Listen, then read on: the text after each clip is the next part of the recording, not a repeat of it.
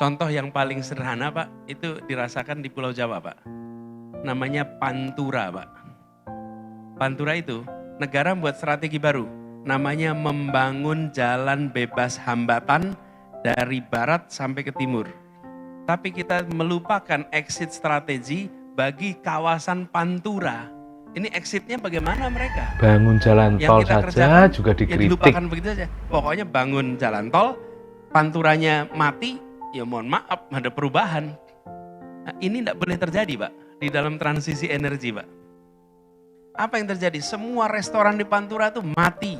Semua bengkel mati, semua hotel mati. Loh, negara kan tidak boleh mematikan Pak. Loh.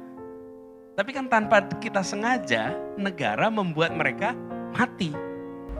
Ini loh faktanya Pak Anies. Ya memang waktu pertama sih Poni kan saya juga nggak mungkirin ya Pak ya.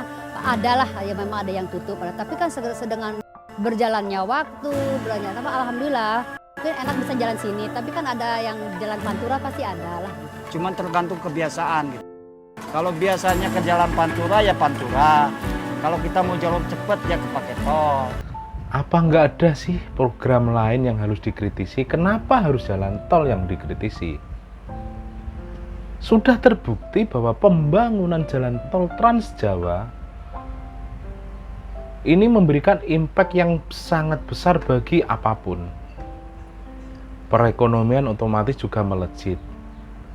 Transportasi barang, jasa, dan juga manusia juga menjadi lebih cepat. Otomatis dengan transportasi lebih cepat, tentunya komoditas-komoditas barang yang dijual akan bisa bersaing di pasaran, menghemat biaya logistik, perjalanan, dan lain sebagainya. Itulah manfaat jalan tol. Lah terus, mengenai tadi yang katanya jalur Pantura sepi,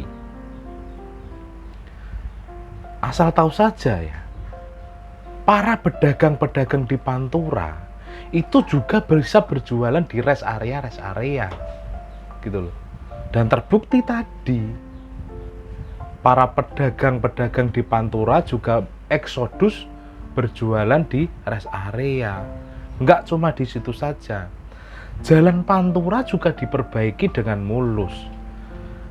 Sopir orang-orang bisa memilih lewat jalan tol juga oke, lewat jalan Pantura juga oke. Semua diperbaiki. Kalau mau bayar ya lewat jalan tol, kalau mau nggak bayar ya lewat jalan Pantura gitu. Semua diperbaiki. Terus gini lagi ya, negara maju mana sih yang nggak membangun jalan tol?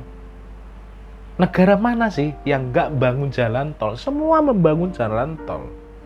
Karena itu penting untuk mempercepat lalu lintas, mempercepat segala-galanya gitu. Pak Anies tentu ingat kan, waktu mudik zaman dulu, berhari-hari, macet.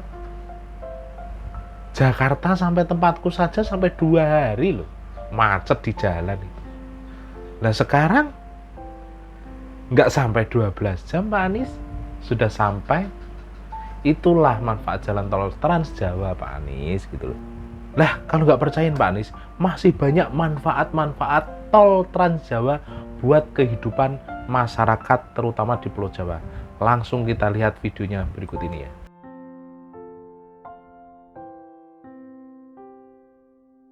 Cepat, aman, dan nyaman tol Trans Jawa. Trans Jawa harusnya udah jadi dari kemarin-kemarin gitu, karena udah terlambat sekali kalau sekarang masih ngomongin buat apa bangun jalan tol gitu. Ya itu emang harus dilakukan gitu. Memang harus dilakukan dan perlu dilakukan gitu loh.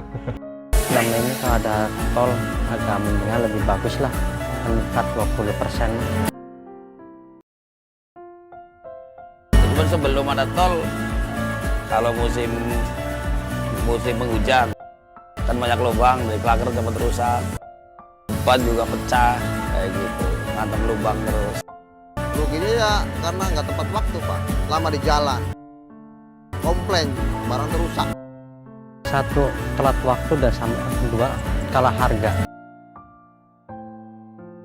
Keuntungannya banyak lah, manfaatnya ada jalan tol, bukan untuk transportasi aja, tapi untuk pertumbuhan ekonomi juga udah meningkat. Biasa kita datang telat atau kita datangnya cepet kan, harga bisa nambah, kita pembayaran juga bisa nambah lagi. Taninya tuh, tani juga bertambah gitu.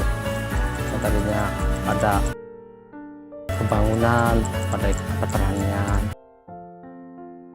Pemukiman di sini adalah mereka yang pastinya satu pendatang, akses kerja mereka ataupun usaha mereka di luar Cirebon sendiri.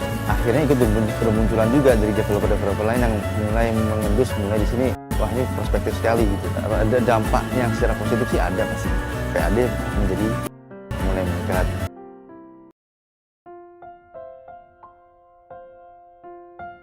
Alhamdulillah pas ada bukaan ini, masyarakat di sana ya banyak yang jualan di sini. Alhamdulillah banyak manfaatnya lah.